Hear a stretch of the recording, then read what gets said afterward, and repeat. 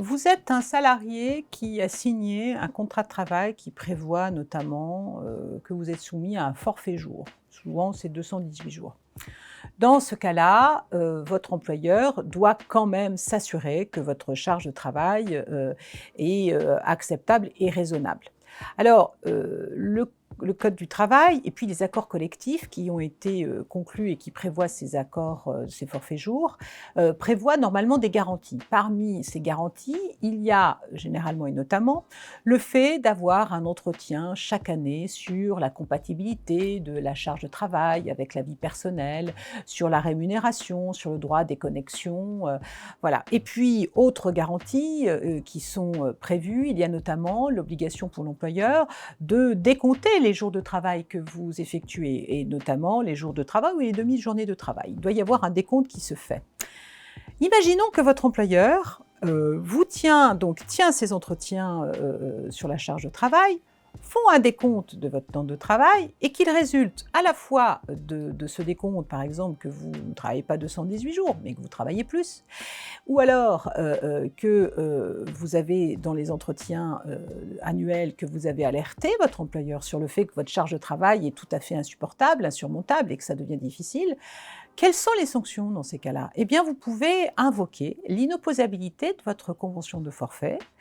Pourquoi? Parce que la Cour de cassation vient de rappeler, dans un arrêt du 20 janvier 2024, qu'il résulte des dispositions, alors précisément c'est l'article L 31-21-60 du Code du travail, qui indique que l'employeur doit mettre en place des mesures de nature à remédier en temps utile à la charge de travail incompatible avec une durée raisonnable du travail.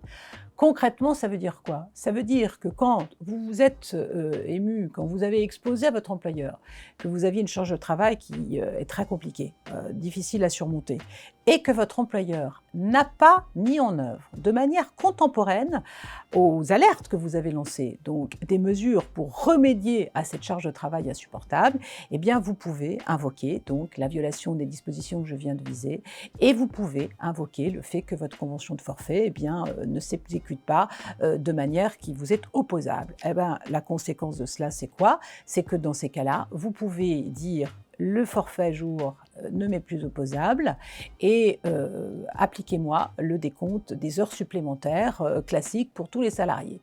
Et donc, qu'est-ce qu'il vous convient que vous fassiez? Ben, dans ces cas-là, vous produisez un décompte des jours de travail que vous avez effectués, des heures de travail que vous avez effectuées. Généralement, on arrive sensiblement souvent toujours à la même heure, on prend sensiblement toujours les mêmes pauses ou à peu près, et on part régulièrement aux mêmes horaires. Vous produisez ce décompte-là, et dans ces cas-là, eh bien, vous pouvez obtenir le paiement de vos heures supplémentaires. Ce sont des enjeux considérables pour les employeurs parce que le décompte en heures supplémentaires vous conduit très souvent à demander et à réclamer des sommes importantes, puisque le préjudice que vous subissez est important et que les heures de travail que vous avez effectuées sont importantes et sont bien au-delà des 35 heures qui sont la règle légale.